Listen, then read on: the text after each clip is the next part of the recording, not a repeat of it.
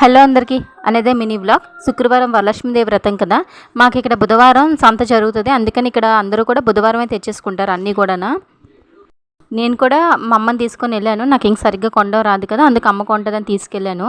Flowers అయితే చామంతిలో వచ్చేసి పావు 100 రూపీస్, గులాబీలు వచ్చేసి 50 రూపీస్ తీసుకున్నాను.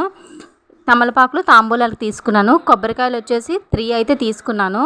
ఒకటి కలసానికి, ఒకటి అమ్మవారికి కొట్టడానికి, అన్నిటికీ కలిపి 3 తీసుకున్నాను. మొక్కజొన్నలు వచ్చేసి 2, అరటిపళ్ళు ఉన్నాయి కదా, ఆ డజన్ కూడా 100 రూపీస్. గాజులు ఇవి అమ్మ తీసుకుంది డజన్.